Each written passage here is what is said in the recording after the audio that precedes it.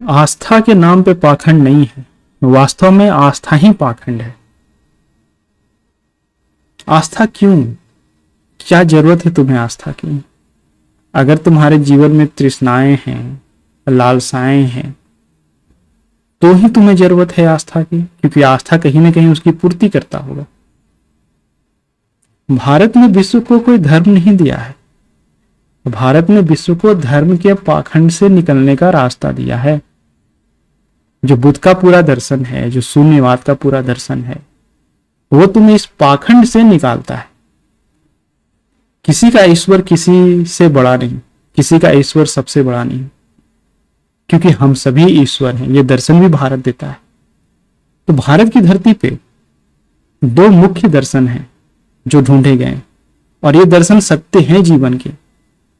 तो ये कहना कि आस्था पे हम प्रश्न नहीं उठने देंगे, नहीं उठने दो ना, क्योंकि धर्म का मूल ही तो पाखंड हो गया।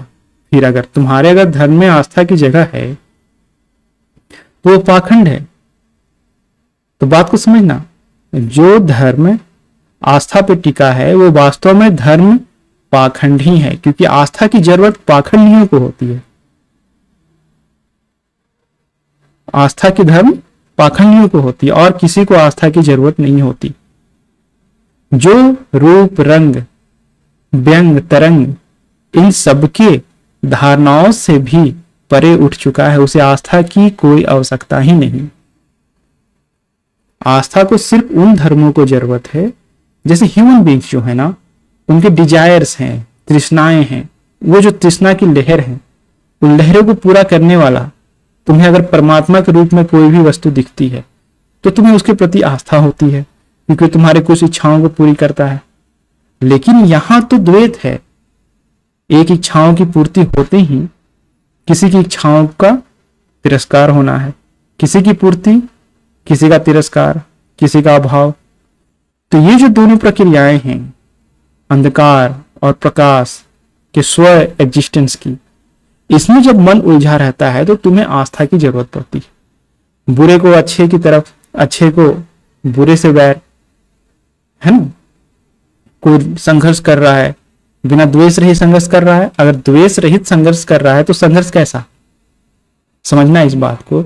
तुम्हें अगर बुरे से द्वेष नहीं है, तुम्हें अगर अच्छे से आकर्षण नहीं है, तो द्वेष कैसा, युद्ध कैसा? फिर सब सही है। तो जो सत्य को जानते हैं, समझते हैं, जिन्होंने उसे अनुभव किया है, वो कभी भी ये नहीं कहते हैं कि तुम्हें आस्था रखनी चाहिए, आस्था से ही सत्य मिलेगा। ऐसा नहीं है। आस्था में कोई सत्य नहीं है, आस्था पाखंड का द्वार है। और जिन धर्मों में आस्था की जरूरत है वो पाखंडी धर्म ही है।